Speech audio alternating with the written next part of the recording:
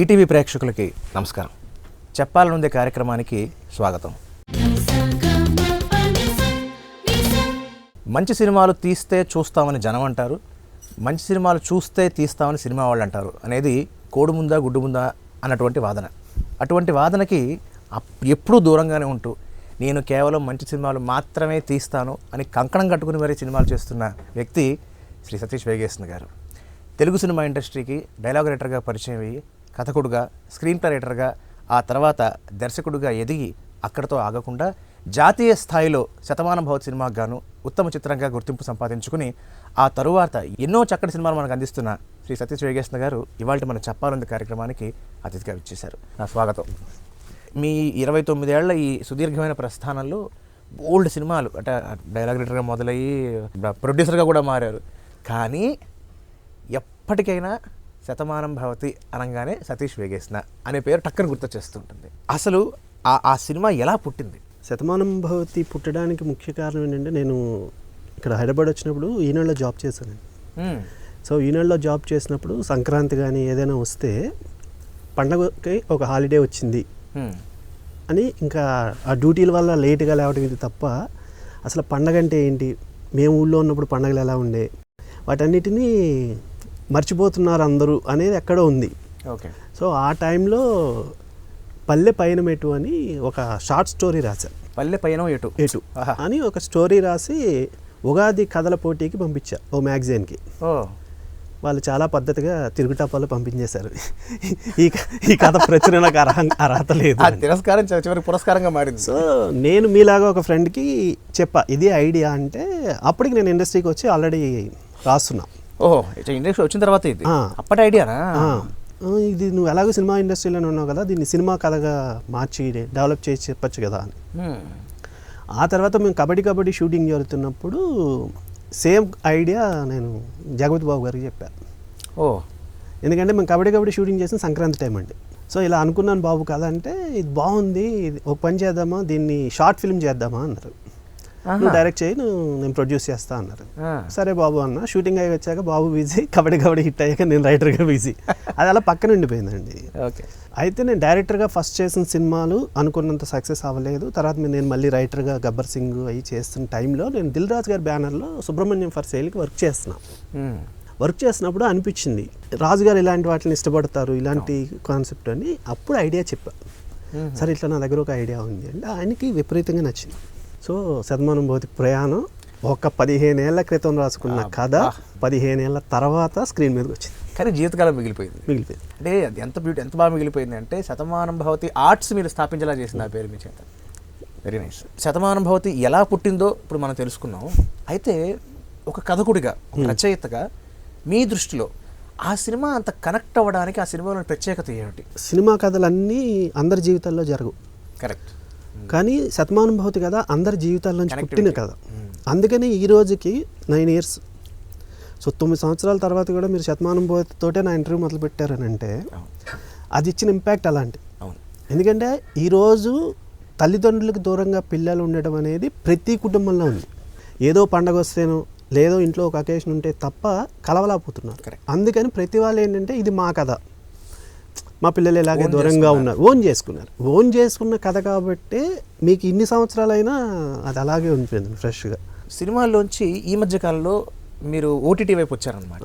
So కథలు మీవి మావి అని చెప్పి ఈ మార్పు ఎలా ఉంది, అండ్ ఈ ఓటీటీ కథల పట్ల ప్రజాదరణ ఎలా ఉంది?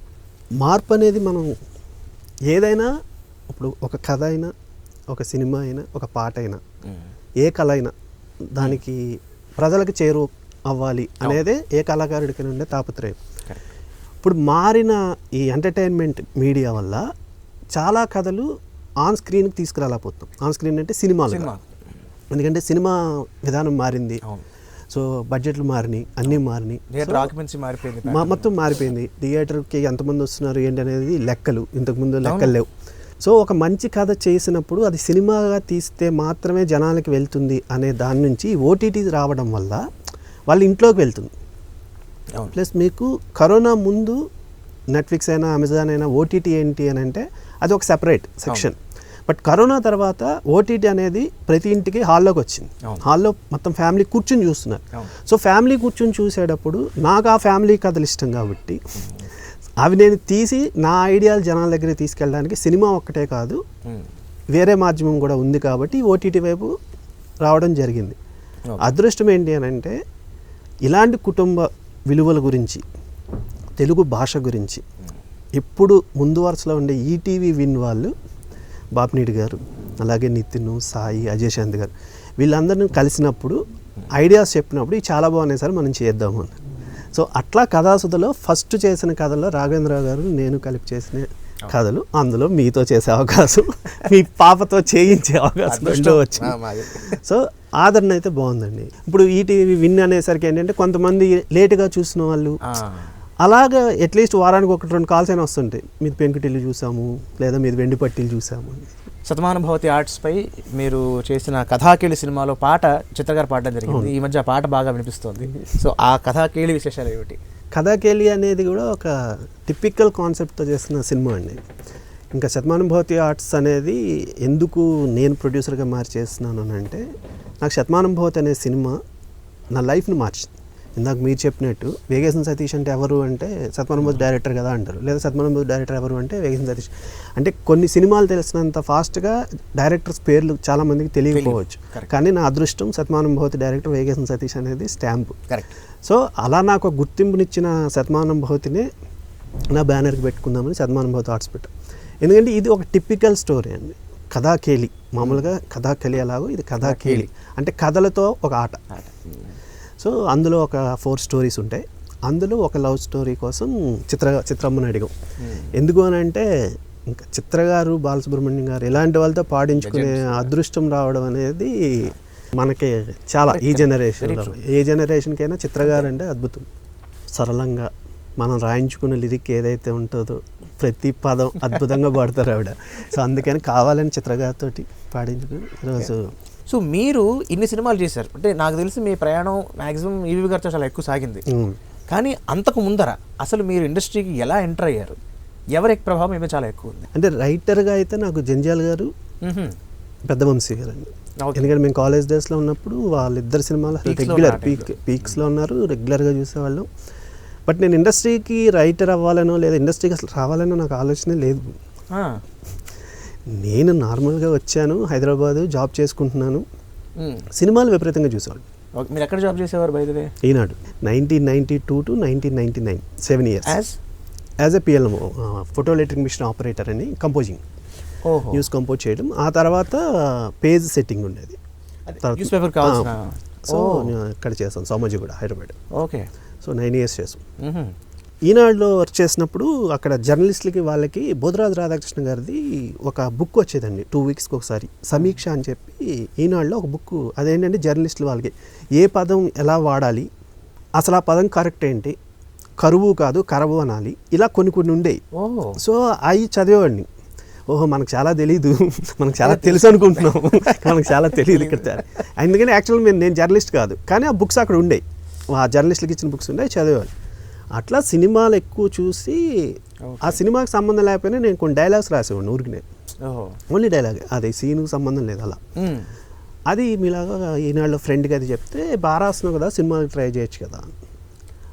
అలా అవునా ట్రై చేయొచ్చా సరే అని ఫస్ట్ ఒక కథ రాసి వేరే ఆయనకి చెప్తానంటే, కథగా ఇంకా నీకేం అనుభవం లేదమ్మా, ఫస్ట్ అసలు ఎంట్రీ అవ్వాలి కదా నువ్వు ఇండస్ట్రీకి. అప్పుడు కామెడీ ట్రాక్ ఒకటి రాశానండి. కామెడీ ట్రాక్ రాసినప్పుడు భానుశంకర్ అని ముప్పలేని శివ గారి దగ్గర పనిచేసేవాడు అబ్బాయి. సో భానుశంకర్ని కలిసాం వేరే ఫ్రెండ్ ద్వారా. కలిసినప్పుడు ఇట్లా కామెడీ ట్రాక్ రాశానండి అని అంటే, ముప్పలేని శివ గారు కొత్త వాళ్ళని ఎంకరేజ్ చేస్తారండి, నేను ఆయన దగ్గర వర్క్ చేశాను తాజ్మహల్కి, అది మీకు ఆయన హౌస్ చూపిస్తాను, మీరు వెళ్ళి కలవండి అని. సరేనండి అని అలా ముప్పలేని శివ గారి దగ్గరికి వెళ్ళాం. వెళ్తే ఎవరు అని అంటే, ఇలా నేను సో అండ్ సో సార్, నేను ఈనాడులో పని చేస్తానంటే, ఏం కావాలి, నేను ఇలా కామెడీ ట్రాక్ ఒకటి రాశానని అంటే, ఇప్పుడు టైం లేదమ్మా తర్వాత కలవాలి. సరేనండి అన్న. మళ్ళీ ఆయనకి ఏమనిపించిందో, సరే ఎంతసేపట్లో చెప్తావు అన్నారు. 5 minutesలో చెప్తానండి అన్న. సరే రా కూర్చో అని. నాకు టెన్షన్ వస్తుంది, ఫస్ట్ టైం డైరెక్టర్ దగ్గర కూర్చున్నా. అప్పటికే ఎస్టాబ్లిష్ డైరెక్టర్ కదా. సరే చెప్పు అన్నారు. చెప్పు అంటే ఐడియా చెప్పా. నవ్వి బాగుంది, సరే ఇది ఒక్కటే రాస్తావా, కామెడీ రాస్తావా, అన్నీ రాస్తావా అన్న. మళ్ళీ అన్నీ రాయను అని అంటే మళ్ళీ వద్దంటారు అని, అన్నీ రాస్తాను సార్ అన్న. సరే ఆఫీస్కి రా, ఫిలిం నగర్లో మా ఆఫీస్ ఉంటుంది అని చెప్తే ఫిలిం నగర్ వెళ్ళి రాసిందంతా డైలాగ్ వర్షన్ ఇచ్చా. తర్వాత ఆయనకి నచ్చి అది స్పీడ్ డాన్సర్లో కామెడీ ట్రాక్ పెట్టారు. ఓకే, అది ఫస్ట్ స్టెప్ అండి. Nice nice. మీరు ఖచ్చితంగా మనం ప్రస్తావించాల్సిన పేరు, మీ అనుభవంలో ఆయన కూడా అతి ముఖ్యమైన భాగం కాబట్టి ఈవీవి గారు, ఆయన గురించి ఈవీవి గారితో మీ జర్నీ ఎలా స్టార్ట్ అయింది? నేను ముప్పలేని శివ గారి దగ్గర పనిచేస్తున్నాను చెప్పాను కదండి, స్పీడ్ డాన్సర్కి. ఎగ్జాక్ట్ ఈవీవి గారి ఆఫీసు ఇల్లు అప్పుడు ఫిలిం నగర్లో, అదే ఎగ్జాక్ట్ ఆపోజిట్లో ఈ స్పీడ్ డాన్సర్ ఆఫీస్. ఓ, ఇది మాధవరావు గారి, మాధవరావు గారి ఇంటి పక్కది. పక్కదా? అసలు ఈవీవి గారి ఇంటి ముందు ఒక 15-20 కార్లు, ఆయనకు ఒక 10 మంది రైటర్లు, ఆయన రచనా అయ్యో రచనా సహకారం అని చెప్పి మొదలుపెట్టి, అంటే రాసిన ప్రతివాడికి క్రెడిట్ ఇవ్వాలి.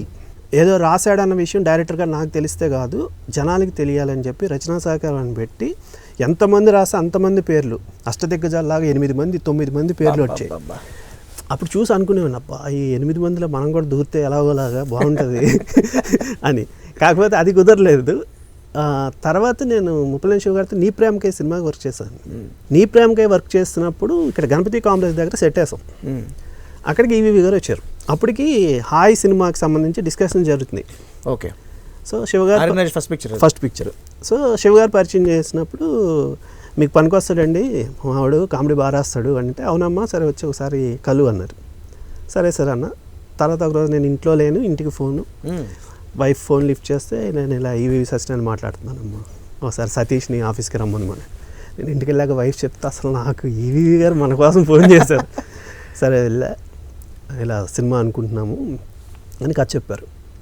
ఓకే సార్ వర్క్ చేయి దీనికి అన్నారు. సరే సార్ అన్న. నా ఉద్దేశం ఏంటంటే అండి, ఆల్రెడీ చాలామంది రైటర్స్ ఉన్నారు, అందులో మనం కూడా ఒకళ్ళు 9, ఎందుకంటే పరిచయం చేస్తాం, మన నవరత్నాలు అయ్యాము అనుకున్నాం, అష్టదిగ్గజాలు కాస్త. సరే ఇంకొక రోజు ఆయన ఫోన్ చేశారు. ఫోన్ చేసి సతీష్ 3 గంటలకల్లా ఆఫీస్కి వచ్చి నాయుడు గారు వస్తున్నారు, రామనాయుడు గారు వస్తున్నారు, రామనాయుడు గారు కథ వింటారు. సరే సార్ వస్తాను అన్న. వెళ్ళాను. ఈవీ గారు రూమ్లోకి వెళ్తే వస్తున్నారు ఇప్పుడు నాయుడు గారు అన్నారు. ఇంకెవ్వరు లేరు, ఈవీ గారు నేను, నాయుడు గారు వచ్చారు. ఈవీ గారు నాయుడు గారికి కథ చెప్పారు. నాయుడు గారు బాగుంది ఓకే అని చెప్పారు. ఓకే ఆల్ ది బెస్ట్ అని చెప్పారు, వెళ్ళిపోయారు. అప్పుడు నాకు నేను ఒక్కనే కూర్చున్నాను అంటే నేనే మెయిన్ రైటరా ఏమో, ఎవరిని అడగాలి, మళ్ళీ ఈవీ గారిని అడగలేను సార్ నన్ను, అదే నేను మెయిన్ రైటర్ అనుకున్నాను కదా అంటారేమో, ఒకవేళ అవ్వకపోతే అని కిందకు వచ్చి డైరెక్షన్ డిపార్ట్మెంట్ వాళ్ళని అడిగితే మీరేనండి మెయిన్ రైటరు అన్నారు. ఆ రోజు నేషనల్ అవార్డు వచ్చినప్పుడు ఎంత హ్యాపీగా అంత హ్యాపీ అండి. ఎందుకంటే అసలు వాళ్ళ అబ్బాయిని లాంచ్ చేస్తున్న ప్రాజెక్టు, రామానాయుడు గారు ప్రొడ్యూసరు, అలాంటి సినిమాకి మనకి మెయిన్ రైటరు మాటలు సతీష్ అని పడుతుంది అంటే ఫుల్ హ్యాపీ.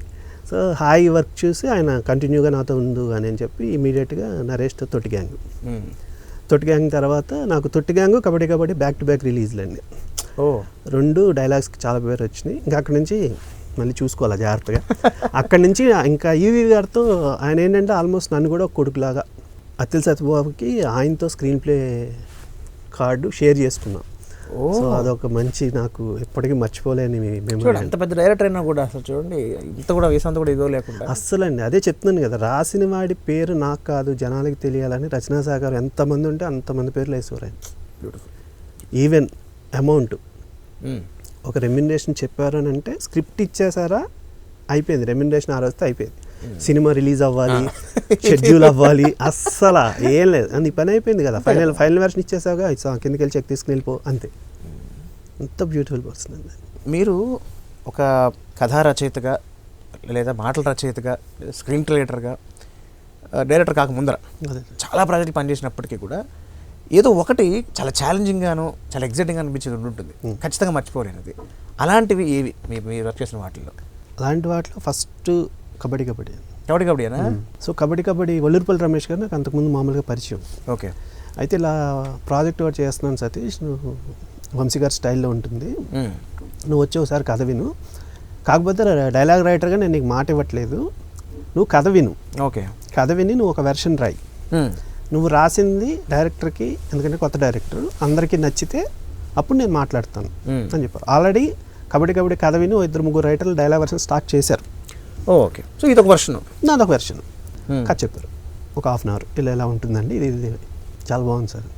ఎందుకంటే మీరు చెప్పారు కదా, మన కాలేజ్ డేస్ నుంచి వంశీ గారి పిచ్చి, మన వంశీ గారి సినిమా ఆ ఫ్లేవరే 1 వీక్లో రాశాను. సినిమా మొత్తం వర్షన్ మొత్తం 1 వీక్లో కూర్చుని నేనే రాసుకుని, ఓకే ఈ అదిరిపోద్ది, ఈ సీన్ బాగుంది నాకు నేనే ఒక ఎగ్జైట్మెంట్ అండి. రాస్తున్నప్పుడు సీన్లు, క్యారెక్టర్స్ అన్నీ చేసి వెళ్ళి రీడింగ్ ఇచ్చా. సింగిల్ సిట్టింగ్ ఓకే, ఇంకా ఎవరు లేరు, నేనే మెయిన్ రైటర్. ఇంకా తర్వాత ఎవరి వెర్షన్ విన్నా కూడా అసలు వద్దు, సతీష్ వెర్షనే ఫిక్స్, సతీష్ ఫిక్స్. ఆ నమ్మకం నాకు థియేటర్కి వెళ్ళిన తర్వాత నేను ఏదైతే నమ్మానో, ఏ డైలాగులు నమ్మామో నేను, వెంకి, అది అద్భుతంగా వర్కౌట్ అయిన సినిమా. ఎందుకంటే వరల్డ్ కప్ టైంలో రిలీజ్ చేశారు. 2003 వరల్డ్ కప్ జరుగుతుంది. అందరూ అసలు వరల్డ్ కప్ టైంలో సినిమాలు రిలీజ్ చేస్తారు, అది ఎవరు వస్తారు అది ఇది అని. బట్ వరల్డ్ కప్ నిలబెట్టుకుని కబడ్డీ కొట్టాం. కథా రచయితగా కానీ, ఒక స్క్రీన్ ప్లే రైటర్గా కానీ, మీ విజయానికి నిరంతరం అండదండంగా ఉన్న వ్యక్తి ఎవరు, అండ్ ఆ సందర్భాలు ఏమన్నా మాకు షేర్ చేసుకుంటారా? అంటే నాకు ప్రతి డైరెక్టర్ అండి, అంటే బేసిక్గా మిగతా వాళ్ళు ఏం చేస్తున్నారు అనేది అయ్యాక తెలుస్తుంది. అంటే ఇప్పుడు ఒక కెమెరామెన్ ఉన్నారు, కెమెరామెన్ ఇప్పుడంటే మానిటర్స్ అయినా ఉన్నాయి, షార్ట్స్ అయినా, అప్పుడు లేవు. బట్ అప్పుడు లేవు. ఏం వచ్చింది అనేది నెగిటివ్ ఇది చేసిన తర్వాత. బట్ రైటర్కి అలా ఉండదు. ఇప్పుడు ఎడిటర్ ఎడిట్ చేసే వరకు తెలియదు. రైటర్ మనం తీసుకెళ్ళి సీన్ వినిపించగానే తెలిసిపోతుంది, ఇది వర్కౌట్ అవుతుందా అవదా, కథ అవుతుందా అవదా. సో ప్రతిరోజు టెస్టింగే, ప్రతి కథ టెస్టింగే. నేను వర్క్ చేసిన వాళ్ళు ముప్పలేని షో గారు ఇచ్చిన సపోర్ట్ ఆయన బిగినింగ్లో, అంటే నేను ఈనాడులో జాబ్ చేసినప్పుడు నేను ఆల్రెడీ రైటింగ్ కెరీర్ స్టార్ట్ చేశాను. 97 స్పీడ్ డాన్సరు ప్రియవాతో. అప్పుడు ఆయన ఏంటంటే రైటర్గా, నీకు ఎన్ని గంటలకి డ్యూటీ? ఈవినింగ్ 6. ఓకే, నువ్వు 5కి వెళ్ళిపోవాలి అంతే కదా, 5 వరకు సిట్టింగ్, 5 తర్వాత నువ్వు వెళ్ళిపో. ఒక సపోర్ట్. ఓకే, నేను జాబ్ చేసుకుంటూనే ఇది రాయడానికి ఒక ఇది. నెక్స్ట్ ఈవీవి గారు, నెక్స్ట్ దేవి ప్రసాద్, నేను పనిచేసిన డైరెక్టర్లో నాగేశ్వర రెడ్డి. ఇట్లా వీళ్ళందరూ సపోర్టు ఒకటండి. నాకు ఇంట్లో సపోర్ట్ ఎక్కువ. తెలుసు కదా సినిమా అనేది ఏ రోజు ఇలా ఉంటుంది అని. కానీ ఏ రోజు ఇంట్లో ఎందుకు వచ్చిన సినిమాను హ్యాపీగా జాబ్ చేసుకుంటే బాగుండేది, అది ఎప్పుడూ లేదు. దానివల్ల ఏంటి అని అంటే, ఓకే ఇంతమంది నన్ను నమ్ముతున్నారు, నేను రాయగలనని డైరెక్టర్లు నమ్ముతున్నారు, మీరు రాయగలరని ఇంట్లో వాళ్ళు నమ్ముతున్నారు. అప్పుడు నన్ను నేను నమ్మకపోతే అలా. ఆ రకంగా మీరు అదృష్టవంతులని చెప్పుకోగలరు చాలా. సరే, ఏ ప్రాణాల్లో అయినా కూడా ups and downs are very common, సహజమే. సో ఎంత తీపిగా ఉన్నప్పటికీ కూడా అప్పుడప్పుడు చిన్న చిన్న అవకతవకల్లో భాగంగా ఎందుకు వచ్చారా ఇండస్ట్రీకి, వెనక్కి వెళ్ళిపోదాం అన్న సందర్భాలు కానీ, ఇబ్బందులు కానీ మీకు గుర్తున్న షేర్ చేస్తారా? ఎందుకు వచ్చారా అన్న సందర్భాలు పక్కన పెడితే ఇబ్బందులు అయితే చాలా ఉన్నాయి. కోకోళ్ళు ఇండస్ట్రీకి వచ్చేటప్పుడే మనం ఫిక్స్ అయ్యి రావాలండి. ఎవరైనా వచ్చినా ఇండస్ట్రీకి వస్తున్నాం, డైరెక్షన్ డిపార్ట్మెంట్ జాయిన్ అవుతాం, లేదా ఆర్టిస్ట్కి వస్తాం, ఒకటే చెప్తా, ఇంజనీరింగ్ ఇన్ని సంవత్సరాలు, ఆ తర్వాత ఒక జాబు, డాక్టరు ఇన్ని సంవత్సరాలు, తర్వాత ఒక క్లినిక్, ఏదో ఒకటి ఉంటుంది. ఫిల్మ్ ఇండస్ట్రీ అలా ఉండదు. ఈరోజు హిట్ ఇచ్చావు కదా అని చెప్పి జీవితాంతం హిట్లు ఇస్తామని లేదు, ఈరోజు ఫ్లాప్ ఇచ్చాం కదా అని చెప్పి జీవితాంతం ఫ్లాప్లు ఇస్తామని లేదు. దానికి ప్రిపేర్ అయ్యి ఉండాలి. సడన్గా బ్యాంక్లో లక్షలు ఉంటాయి, సడన్గా జేబులో 10 రూపాయలు కూడా ఉండవు. దానికి ప్రిపేర్ అవ్వాలి, దీనికి ప్రిపేర్ అవ్వాలి. కరెక్ట్. సో ఇక్కడ ఏంటంటే ఇబ్బందులు మనకు మాత్రమే తెలుసు, ఇండస్ట్రీలో ఉన్న వాళ్ళకి మాత్రమే తెలుసు. సినిమాకి మధ్యలో గ్యాప్ ఉంటుందండి. హిట్ ఇచ్చినప్పుడు ఈ గ్యాప్ మనకు తెలియదు, ఫ్లాప్ ఇచ్చినప్పుడు ఈ గ్యాప్ ఎంత ఇబ్బంది పెడుతుంది అనేది తెలుస్తుంది. ఆ క్షణంలోనే ఇండస్ట్రీలో ఉన్న చాలామందికి ఇండస్ట్రీకి ఎందుకు వచ్చారా బాబు అనిపిస్తుంది, ఇండస్ట్రీని వదిలేసి వెళ్ళిపోదామా అనిపిస్తుంది. దాన్ని బ్యాలెన్స్ చేయగలిగితే, దాన్ని తట్టుకుని నిలబడగలిగితే 100% ఇండస్ట్రీ మళ్ళీ ఇస్తుంది. వెరీ మంచి మాట చెప్పారు. సో నేను దాన్ని నమ్ముతాను. ఎందుకంటే శతమానం భవతి ముందు ఒక ఫేజ్ చూసా, చిన్నపాటి ఫెయిల్యూర్ ఫేజ్ చూసాము. ఇండస్ట్రీకి వచ్చిన వెంటనే టగటగా 4 సినిమాలు చేసి తర్వాత ఒక గ్యాప్ చూశాను. శతమానం భవతి తర్వాత అవార్డులు, రివార్డులు, పేరు ఎక్కడికి వెళ్ళినా అది చూశాను. ఆ తర్వాత మళ్ళీ 2 సినిమాలు సరిగ్గా రన్ లేకపోయేసరికి మళ్ళీ ఇప్పుడు ఇంకో ఫేజ్ చూస్తున్నాం.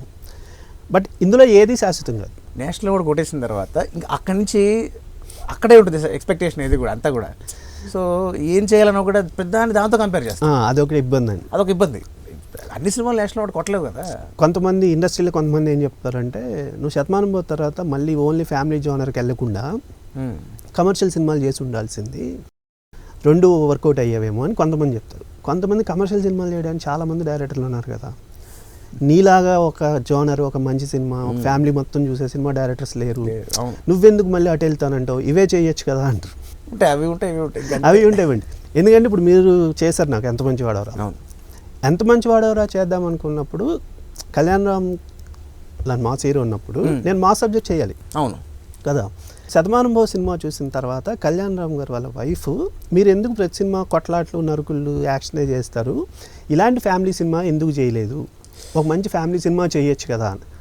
కళ్యాణ్ రామ్ గారు ఏమో సర్జీ మనం ఒక మంచి ఫ్యామిలీ సినిమా చేద్దాము, నేను అన్ని అలాంటివే చేస్తున్నాను, ఆయన మీరేలోకి వచ్చారు. సో ఇలా సో ఏంటి అని అంటే ఒక్కొక్కసారి ఎక్స్పెక్టేషన్ ఉండడం ప్లస్ అండి, అదే మైనస్.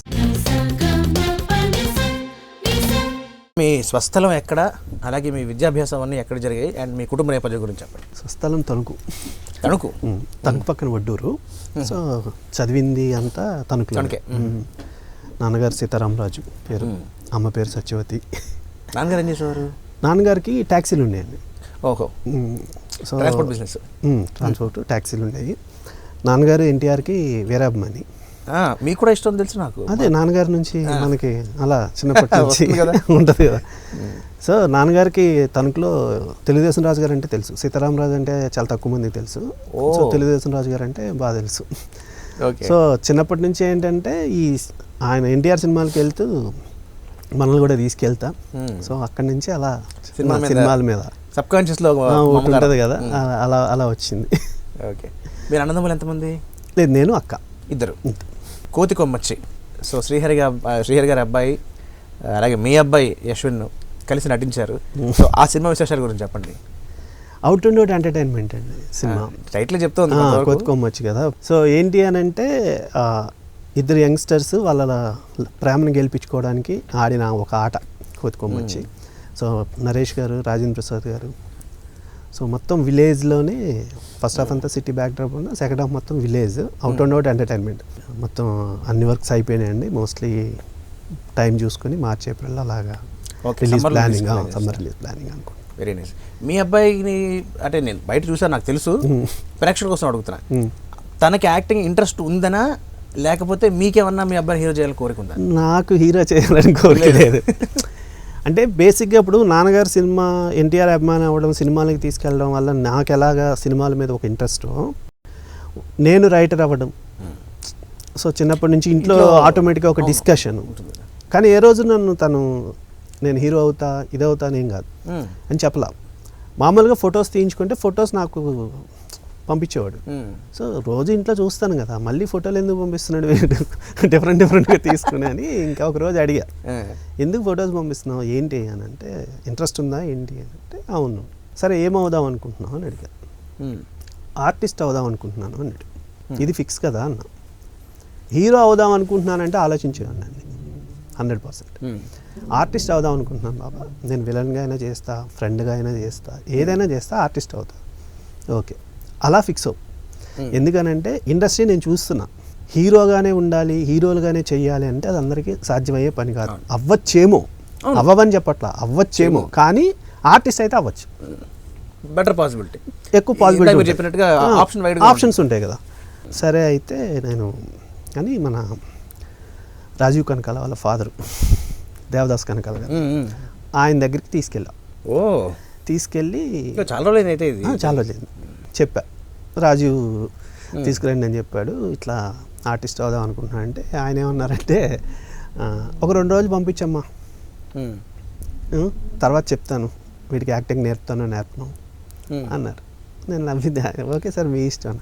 ఏం లేదమ్మా, ప్రతి వాళ్ళు వస్తారు, నేను ఆర్టిస్ట్ అయిపోవాలి, హీరో అయిపోవాలి అంటారు.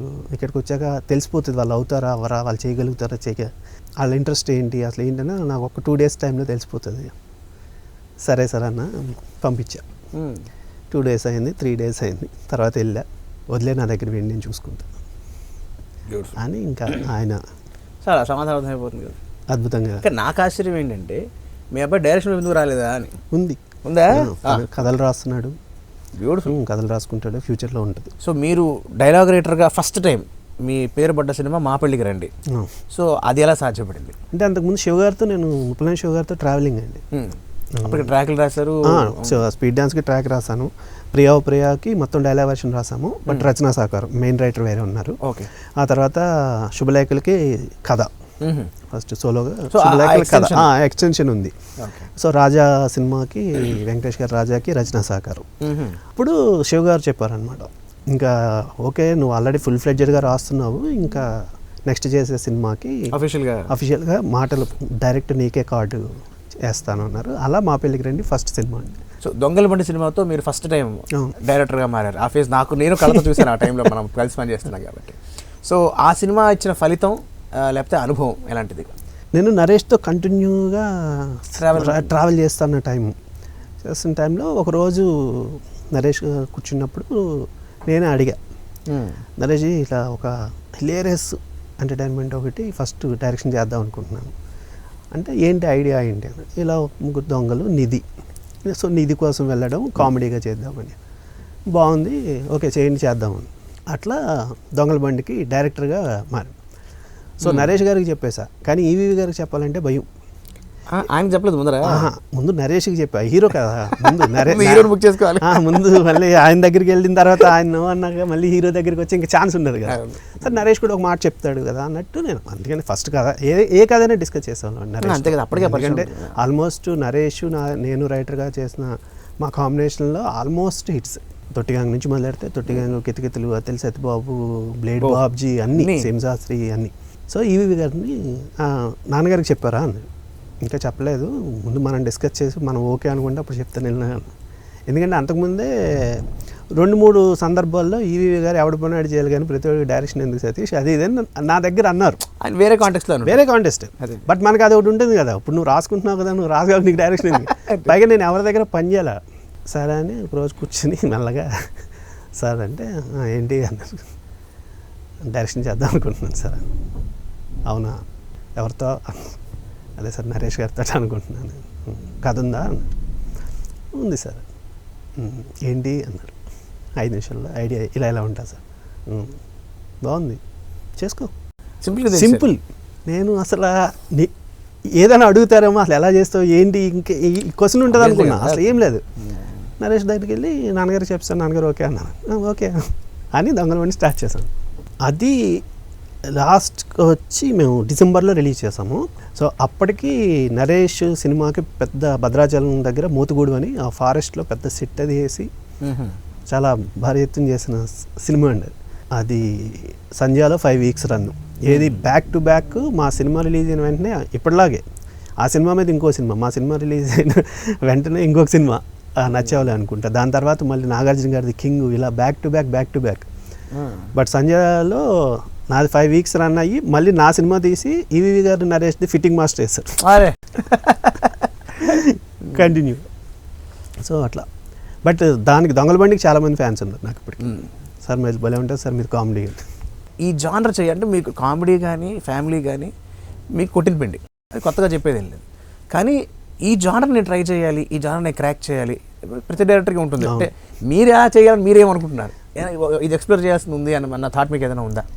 ఉందండి. నాకు ఈ కామెడీలు ఇవన్నీ కాకుండా చాలా రోజులు అయిపోయింది ఒక ప్రాపర్ జానపద సినిమా వచ్చి. జానపద సినిమా ఆల్రెడీ కథ రాసాము, ఒక హీరోతో డిస్కషన్స్లో జరుగుతున్నాయి. అనుకున్నట్టు వస్తే ఎందుకంటే నాకు చిన్నప్పటి నుంచి జానపద సినిమాలు చాలా ఇష్టం.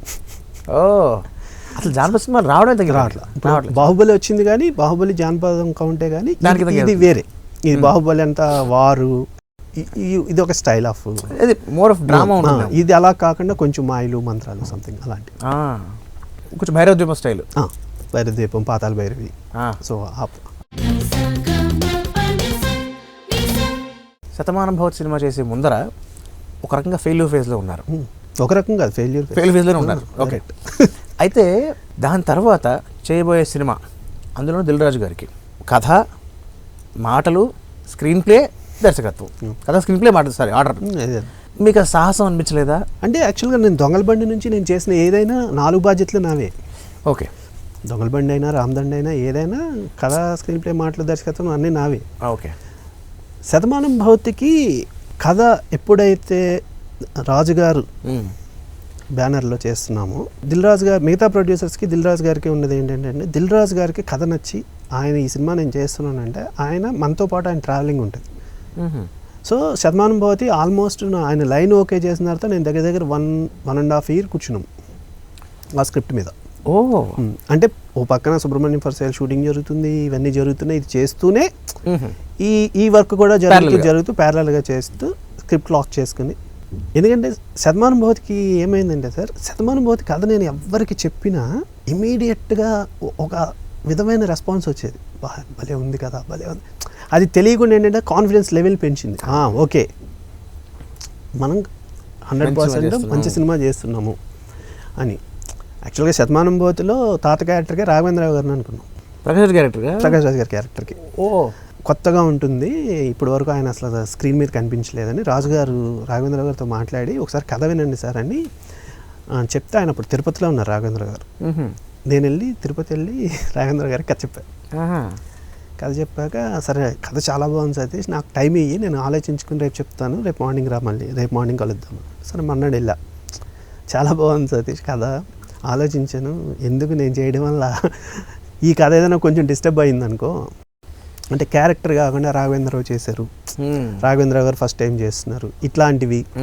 లేదు నేను ఫస్ట్ టైం చేస్తూ అంత భారమైన చేయటం కరెక్టా ఎంతవరకు ఏంటనేది నాకు కొంచెం ఇదిగా ఉంది, ఎందుకు రెగ్యులర్గా మంచి వాళ్ళతో చేసే కథ అయితే చాలా బాగుందమ్మా అని చెప్పి పంపించాను. ఇట్లా ఏంటంటే రాఘవేంద్రరావు గారు లాంటి ఆయన కథ చాలా బాగుంది, ఎవరికి నేరేషన్ ఇచ్చినా అదిరిపోయింది కదా, చాలా బాగుంది చాలా బాగుంది. సో దానివల్ల ఏంటంటే నాకు ఆ భయము, ఇది ఎలా చేస్తాము ఇది లేదు. ఓకే, ఎందుకంటే చాలామంది శతమానం భవతి మేము 49 daysలో తీశాను నేను సినిమా. అంతేనా? Just 49 days. యాక్చువల్ షెడ్యూల్ వేసుకుంది 65 రోజులు షెడ్యూల్ వేస్తే 49 రోజులు అయిపోయింది సినిమా. ఇప్పటికీ దిల్ రాజు గారి బ్యానర్లో 49 రోజుల్లో ఫినిష్ అయిన సినిమా నాదే ఈ రోజుకి. 9 సంవత్సరాల తర్వాత కూడా అరకేడ ఆవిడ బ్రేక్ చేయాలి, 2 షెడ్యూల్స్ ఫినిష్. చాలామంది ఎలా తీసావు, ప్రకాష్ రాజ్ గారు జయసూద్ గారుని ఎలా కన్విన్స్ చేసావు అంటే, నేను కన్విన్స్ చేయలేదు సార్, నాకు కథ కన్విన్స్ చేసింది. ఈ కథకి మేము వెళ్ళి చెయ్యాలి అని వాళ్ళకి యాజ్ ఆర్టిస్ట్గా వాళ్ళకి అనిపించింది, అంతే తప్ప అందులో వేగం సతీష్ అనేవాడిది ఏమీ లేదు.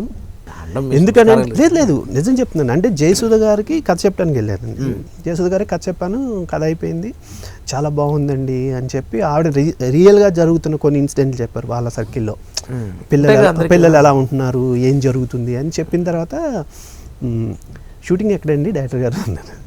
అదే మేడం ఆంధ్ర సైడ్ వెళ్ళాలి, గోదావరి జిల్లాలో. అంటే అవునా, నేను అవుట్డోర్ రానండి, రాజుగారికి తెలిసే ఆ విషయం అన్నారు. నాకు తెలీదు. సో నేను అంటే అక్కడే తీయాలి మేడం, న్యాచురల్గా ఉంటుంది, రియల్ లొకేషన్స్లో చేద్దాం అనుకుంటున్నాను ఈ సినిమాని. అవునా సర్లేండి అని ఆవిడ వచ్చారు. ఇప్పుడు రాని అంటే సాధారణంగా అవుట్డోర్లకి ప్రిఫర్ చేయరంట ఆవిడ. సో తర్వాత వచ్చినట్టున్నారు కానీ తర్వాత నాకు శ్రీనివాస్ కళ్యాణ్ కూడా వచ్చారు ఆవిడ, శతమానం భవతి పుణ్యవాన్. అందుకని నాకు ఎక్కడ మీరు అన్నట్టు నాకు ఈ 4 బాధ్యతలు మోస్తున్నాను కదా, అది లేదు. అంటే ఆర్గానిక్గా వెళ్ళిపోయింది, అలాగా చేసుకుంటూ వెళ్ళిపోయాము. డిసెంబర్ 3కి షూటింగ్ ఫినిష్ చేస్తే December 27th మేము సెన్సార్ చేయించేసాము. January 9th మేము షో వేసేసాం. ఆడియన్స్ మొత్తం ఎవరైతే యూనిట్ ఉంటారో యూనిట్ అందరికీ ఒక షో వేసాము, అందరూ ఫుల్ హ్యాపీ. ఇంకా అందుకని అసలు రిలీజ్కి టెన్షన్ కూడా లేదు. మీరేం 10th క్లాస్ 2nd క్లాస్ అంతా బాగానే ఉంది, ఇంటర్ ఫెయిలా కానీ నేషనల్ అవార్డు కొట్టారు, దానికి దీనికి సంబంధం లేదు. కాదు కదంటే ఏదో ఎగ్జామ్లో ర్యాంకులు రాకపోతేనో మార్కులు సరిగ్గా రాకపోతేనో సూసైడ్లు చేసేసుకుని డిప్రెషన్కి గురైపోయి ఉండే వాళ్ళందరికీ కూడా ఇలాంటివి వింటే ఇవన్నీ శాశ్వతం కాదు అన్న విషయం వస్తుంది. కాబట్టి మీ నోటి నుంచే రావాలి. గెలుపోవటంలో మీరు ఎలా పరిగణిస్తారు? అంటే ఇప్పుడు ఇంటర్ ఫెయిల్ అండి, ఇంటర్లో ఇంగ్లీష్ పోయింది, అది కూడా సినిమా వల్లే పోయింది. ఓహో, బాలకృష్ణ గారి సినిమా రిలీజ్, బాలకృష్ణ నాగేశ్వరరావు గారిది భార్యాభర్తల బంధం అని మూవీ రిలీజ్. ఆ రోజు ఇంగ్లీష్ ఇంటర్ ఎగ్జామ్, అప్పుడు ఎగ్జామ్ 8 to 11 ఉండేది మార్నింగ్. మేము ఇంటర్ చదువుతున్నాం, మార్నింగ్ 8 to 11 ఎగ్జామ్ టైం, 8:30కి షో. అందుకని హాఫ్ అన్ అవర్ తర్వాత పంపించేసేవారు. ఒకవేళ మనం ఎగ్జామ్ రాయకపోయినా హాఫ్ అన్ అవర్ తర్వాత పేపర్ ఇచ్చేసి వచ్చేయచ్చు బయటికి. ఇప్పుడు లేదనుకుంటా సిస్టమ్, అప్పుడు ఉండేది హాఫ్ అన్ అవర్లో వచ్చేయచ్చు. సో హాఫ్ అన్ అవర్ తర్వాత ఇచ్చేసి వచ్చాను. సో పోయింది. బాలకృష్ణ చెప్పినప్పుడు విషయం చెప్పలేదు. అంటే ఇప్పుడు ఇందాక మీరు అన్నారు కదా, చదువు ర్యాంకుల గురించి వాటి గురించి ఒక డిప్రెషను, ఇదే చదువే శాశ్వతము, చదువుకోకపోతే మనం ఎందుకు, అది అప్పుడు లేదండి. ఆ ప్రెషర్ లేదు. ఆ ప్రెషర్ లేదు. ప్రాబ్లం ఎక్కడ వస్తుందంటే ప్రాబ్లం పిల్లల వల్ల రావట్లా, ప్రాబ్లం పిల్లల తల్లిదండ్రుల వల్ల, పిల్లలకి విద్య నేర్పించే లెక్చరర్ల వల్ల, వీళ్ళ వల్ల వస్తుంది. ఎందుకంటే ప్రెజర్ వీళ్ళు తెస్తున్నారు, వాళ్ళందరూ వాళ్ళు తెచ్చుకోవట్లా. మా టైంలో స్కూల్ ఫస్ట్ వచ్చిన వాళ్ళకి 450 మార్క్స్ వస్తే నేను చదివినప్పుడు 10th తణుకు జిల్లా పరిషత్ హై స్కూల్ ఫస్ట్ మార్క్ వచ్చింది, హయ్యెస్ట్ వచ్చిన మార్క్స్ 457 శేఖర్ అనే అబ్బాయికి 600కి. అప్పుడు అదే గ్రేట్, అదే ఎక్కువ. అంటే లైఫ్లో ఎప్పుడు కంపారిజన్ ఉండకూడదు సార్. ప్రాబ్లం ఎవరికైనా కంపారిజన్తో స్టార్ట్ అవుతుంది. కరెక్ట్. నీ కొడుకు ఎలా చదువుతున్నాడు, నీ కూతురు ఎలా చదువుతున్నాడు, ఆ చదువు చెప్తుందా, వాడికి అర్థమవుతుందా, ఎంతవరకే మనం చూడాలి. వాడికి 98 వచ్చినాయి నీకు ఎందుకు రాలేదు అని అంటే, వాడికి 98 వస్తే నీకు రావాలని ఏముంది. ఎప్పుడైనా సరే గెలుపు ఉంటుంది, వాటిమి ఉంటుంది, మంచి ఉంటుంది, చెడు ఉంటుంది. కరెక్ట్. సో మనం ఎలా తీసుకుంటామంటే మీరు తీసుకునే దాన్ని బట్టి ఉంటుంది. సో మీరు పనిచేసిన బోల్డ్ సినిమాలలో చాలా చాలా పేరు వచ్చిన సినిమాలు కొన్ని ఉంటాయి. సో అవి మీరు చెప్పాలంటే ఒక మచ్చుకి ఒక 5 సినిమాలు చెప్పాలి అంటే ఏ సినిమా పేరు చెప్తారు? శతమానంభూతి కాకుండా, ఎందుకంటే అది ఎలాగో తెలిసిందే కాబట్టి. తొట్టి గ్యాంగ్, కబడ్డీ, సత్యం మీరేనా? సత్యం డైలాగ్స్ నేను, రవి అని. అవునా? వివిఎస్ రవి, నేను ఇద్దరం. నెక్స్ట్ నా ఆటోగ్రాఫ్ కూడా మీరే? నా ఆటోగ్రాఫ్ స్వీట్ మెమరీస్. దానికి ఒక విధంగా నేను డైరెక్టర్ అవడానికి నా ఆటోగ్రాఫ్ స్వీట్ మెమరీస్ చాలా హెల్ప్ అయింది. మహాకవి శ్రీశ్రీ, సో ఆయన అంటే మీకు చాలా ఇష్టం అని తెలిసింది. సో మీకు ఆయన రచనల్లో బాగా ఇష్టమైన రచన ఏది? అండ్ ఆయన ప్రభావం అంటే మీ స్టైల్ ఆఫ్ సినిమాలకి నాకు ఇప్పుడు కనబడదు కాబట్టి లోపల ఎక్కడ ఉంటుంది కదా మా మనసులో. సో మీకు ఆయన రచనల్లో ఇష్టమైనది ఏమిటి అండ్ ఆయన ప్రభావం మీలో మీ మీద ఎంతవరకు ఉంది? అంటే కాలేజ్ డేస్లో ఎవరికైనా సరే శ్రీశ్రీ గారి ప్రభావం ఉంటుంది. Blood boiling. మహాప్రస్థానం యాక్చువల్గా కొని బుక్ చదవడానికి రీజను బాలచంద్ర గారు ఆకలి రాజ్యం సినిమా చూస్తుంటే అసలు కమల్ హాసన్ గారు ప్రతి చోట కవిత్వం చెప్తానే ఉంటాడు. అసలు ఏంటి ఇలా ఉన్నాయి, ఎరా వెళ్ళిపోతున్నావు ఇప్పుడు ఏం చెప్పవా అంటే పోనీ అని. అంటే ఏంటి ఈయన ప్రతి దానికి సందర్భానికి తగ్గట్టు ఇన్ని కవితలు ఉన్నాయా అని చెప్పి నేను ఫస్ట్ టైం మహాప్రస్థానం బుక్ కొన్ని అది చదివితే అసలు ఇట్లా ఉండదు. సో తర్వాత ఖడ్గ సృష్టి అయింది. తర్వాత నాకు ఈ కవితలు ఇవి రాసామండి. యాక్చువల్గా దానికి అమృతం కురిసిన రాత్రి తిలక్ గారిది. సో ఇవి బాగా యాక్చువల్గా నేను ఫస్ట్ ఇందాక మీకు చెప్పాను కదా, ఒక కథ రాసి ఒక ఫస్ట్ రైటర్గా మారి ఒక కథ రాసి తీసుకెళ్ళాను. అప్పుడే కాదు నువ్వు మిగతావన్నీ ఆ కథకి స్ఫూర్తి శ్రీశ్రీ గారి కవితలండి. ఆ కథకి నేను పెట్టిన టైటిల్ కూడా యువత మేలుకు అని చెప్పి. శ్రీశ్రీ గారి ప్రభావం ఆ కథలో చాలా ఉంటుంది. అది ఇప్పటివరకు సినిమాగా చేయలేదు, ఏమీ చేయలేదు, ఆ కథ అలాగే ఉంది. కాకపోతే శ్రీశ్రీ గారి ప్రభావంతో రాసిన కథే నేను రాసిన మొదటి కథ. అది చేసే ఉద్దేశం ఉంది ఎప్పటికైనా మీకు? అది అంటే ఈ జనరేషన్కి మార్చాలి. అది కాకుండా నెక్స్ట్ ఒక హీరోకి ఒక స్క్రిప్ట్ చేస్తున్నాము. సో అందులో ఇప్పుడు మీరు అడిగిన శ్రీశ్రీ గారి ప్రభావం యాజ్ ఇట్ ఈస్గా ఉంటుంది. మీ సినిమాలు చాలా వరకు గోదావరి బ్యాక్డ్రాప్లో ఉంటాయి. అయితే అది మీరు కావాలని అలా ఎంచుకుంటారా, లేకపోతే మీకు బడ్జెట్ పరంగా అయితే కొంచెం బెటర్గా ఉంటుందనా? దీని ముఖ్యమైన కారణం ఏమిటి? కథ రాసేటప్పుడు బడ్జెట్ అనేది అసలు ఫస్ట్ బ్రెయిన్లో ఉండదండి. కథ అంతా అయిపోయి మనం ఓకే అనుకున్న తర్వాత బడ్జెట్ టాపిక్. ముందే మనం బడ్జెట్ అనుకుని కథలు రాయలేం. సో బడ్జెట్ గురించి అయితే కాదు. ఎక్కువ విలేజ్ కథలు ఎందుకు అని అంటే, నాకు అక్కడ పుట్టి పెరిగిన వాతావరణం, ఆ విలేజ్, ప్లస్ మనకి విలేజ్లో డిఫరెంట్ క్యారెక్టర్స్ ఉంటాయండి. మనం రైటర్గా ఇన్స్పైర్ అవ్వడానికి కానీ రాసుకోవడానికి కానీ చాలా క్యారెక్టర్స్ దొరుకుతాయి. ఇప్పుడు అదే మీరు సిటీలో అనుకోండి, సిటీలో మనకు చాలా తక్కువ క్యారెక్టర్స్తో చూపించాను. విలేజ్లో అయితే వెళ్తుంటే ఎవడో బాబాయ్ అని చెప్పి పలకరిస్తాడు, ఇంకొకటి ఎవడో ఏమో ఎటు వెళ్తున్నావు అంటాడు. ఇవి సిటీలో చేయలేం. ఏదైతే ఎంటర్టైన్మెంట్ కూడా మీకు సిటీలో ఉన్నదానికంటే విలేజ్ ఎంటర్టైన్మెంట్లో ఎక్కువ ఉంటాయి చూడండి. ఈవెన్ ఈవీవి గారితో నేను రాసిన సినిమాల ప్రభావం కూడా అందుకే. ఎందుకంటే అతిల్ సత్యబాబు కానీ, బెల్లపారు ఆర్ఎంపి కానీ, ఇవన్నీ కూడా మీకు విలేజ్ బ్యాక్ డ్రాప్ అయ్యాయి. సో విలేజ్లో టిపికల్ క్యారెక్టర్స్ రాయడం అలా అలవాటు అయ్యి తెలియకుండానే నేను రాసుకున్న కథలు ఎక్కువ శాతం విలేజ్ కథలు ఉంటాయి. సో దానివల్ల అటు సైడ్ ఎందుకు అని అంటే, అవుట్డోర్ వెళ్తే ఒక సౌలభ్యం ఉంటుందండి. యాజ్ ఆర్టిస్ట్ మీకు తెలుసు, ఇక్కడ ఉంటే సిటీలో మన 9 o'clock వరకు షార్ట్ తీయలేదు. ఎందుకంటే ఆర్టిస్టులు అందరూ ఎవరి ఇళ్ళ దగ్గర నుంచి వాళ్ళు రావాలి, అసెంబ్లీ అవ్వాలి, వాళ్ళు బయలుదేరమంటారు. అవుట్డోర్లో అడ్వాంటేజ్ ఏమవుతుంది అంటే అందరూ ఒకే చోట ఉంటాం. 7కి అనుకుంటే అట్లీస్ట్ 7:30కి షార్ట్ తీయగలుగుతాం. సో వర్కింగ్ డేస్ తగ్గుతాయి. ఇప్పుడు ఇక్కడ మీరు అడిగిన బడ్జెట్ అక్కడ సేవ్ అవుతుంది. సో ప్లస్ విలేజ్లో బ్లాక్ మీరు ఎట్టి సైడ్ అని పెట్టండి, ముందు కళ్ళకి చాలా పచ్చగా అందంగా ఉంటుంది. శతమానం పోతే మేజర్ సక్సెస్లో విలేజ్లో ఆ కథ చెప్పడం అనేది చాలా ప్లస్ అండి. స్వర్గీయ ఎన్టీ రామారావు గారు అంటే మీకు ప్రత్యేక అభిమానం విన్నాం, దానికి ఏమైనా నేపథ్యం ఉందా?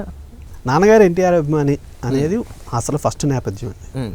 తర్వాత సినిమాలుకి నా లైఫ్లో నేను ఫస్ట్ టైం ఒక 100 days సినిమాకి ఫ్యాన్స్ ఇంతలా గోల్ చేస్తారు, ఒక సెలబ్రేషన్ ఉండేది థియేటర్లో అని నేను ఎక్స్పీరియన్స్ చేసిన ఫస్ట్ సినిమా అడవిరాముడు. నేను బాగా చిన్నవాడిని.